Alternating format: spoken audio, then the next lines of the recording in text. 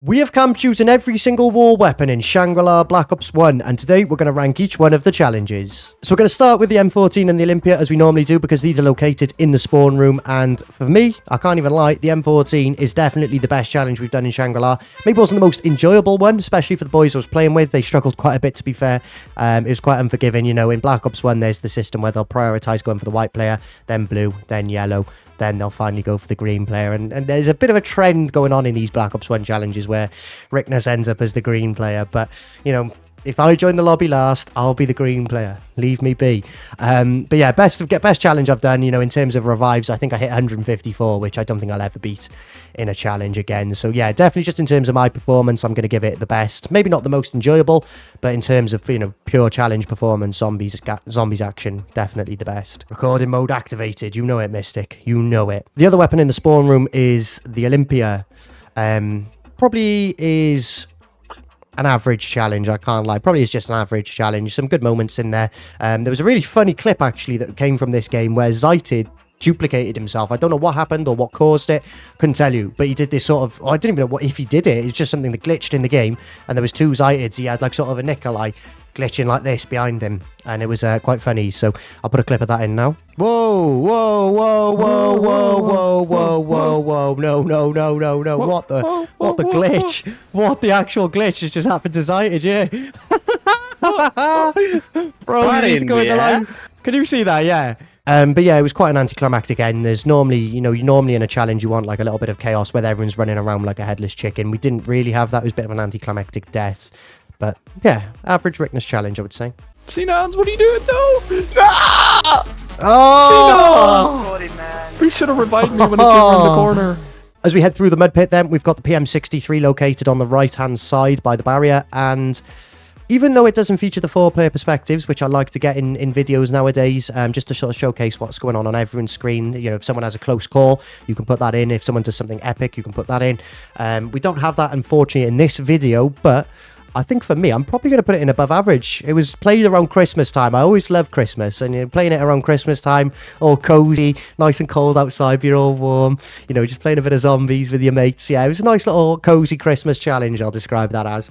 Don't fucking know what I'm on about here, to be honest. But yeah, I'm going to give it above average. I just really enjoyed it. Really enjoyed it. Over the bridge and into sort of the tunnel area, I guess, then it's the MP5. Probably going to say... I don't know. In terms of MP5 challenges on Black Ops 1, I know I'm going to give this above average. I say I'm going to because that'll come out after this video, to be fair. The MP5 was an above average in terms of MP5 challenges.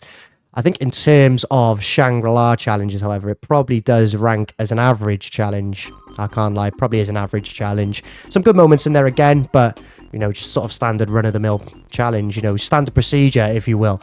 You know, a couple of funny moments in the setup, close calls at the end, roll the outro. You then come through the sort of water area, I guess, by Mule Kick, and enter the power area, and you've got the Stakeout located on the wall, and as is tradition, don't really like this gun, it seems. Stakeout is probably the worst one we've done on this map, I can't lie. Just nothing really exciting happened. The end was quite funny, to be fair. We're all, you know, camped in, and I'm using the boys as human shields, so that was quite funny. But overall, nothing to report. And again, just like the like the PM63 doesn't have the four-player perspectives. Which one are they? You should be dead. No, I meant mine. Like, look at this revive from that. He's found the spot. He's got the China wall. I just got up in 1 second. The next second, I'm fucking dead. Well, if you like this revive content, subscribe. Don't join the members club. It's members club. The members club is fraud. How are you not dead, Joe?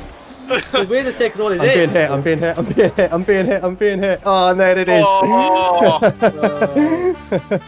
I should go through the power and enter the room where the M16 is. I don't really know how to describe the room. It's the M16 room.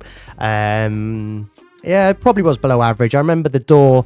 So we came down from where like the AK Semtexes are and into the room that way, and then we were going to keep the door to the power shut, but Zait had opened it, and you know, it just slowed the spawns down dramatically. So it did have like quite a good ending, but yeah, just below average. Nothing too exciting happened in that, and it was again one we recorded without four-player perspective, so that does de-rank it slightly. You've got the AK-74U, however, which is definitely an above-average challenge. Really enjoyed this one. A lot of fun to play with the boys. It's in a nicely balanced room for a challenge like this to play in. You've got enough room to sort of run trains, but you're not having too much room where it's easy. You know, you can very easily cross paths with another player and, you know, cause a down, especially like I mentioned a couple of minutes ago with, you know, the player priority system, white, blue, yellow, green. It can cause a lot of problems for the boys and stuff like that. And again, I was green player. Don't ask me how this keeps happening, by the way. It's definitely not intentional. But yeah, I think for me it was probably an above average challenge when you compare compare it to the other Shangri-La challenges. Ah, scheiße. I saw that.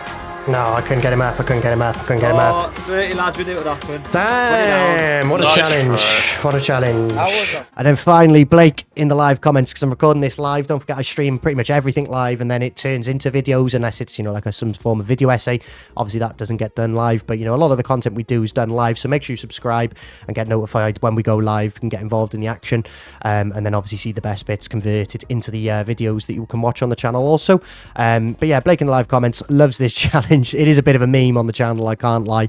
It seems every year we're playing the Shangri-La MPL challenge, but it is going to have to go as a below average challenge. It's got so much potential, but when we played it in 2022, I was having frame rate issues. 2023, we played it early 2023, so I was still having those frame rate issues. And then in 2024, it sort of underwhelmed a little bit.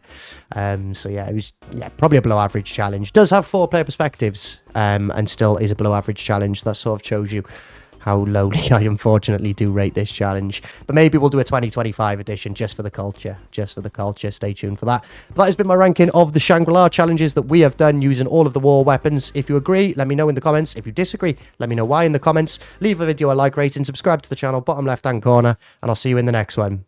Cheerio.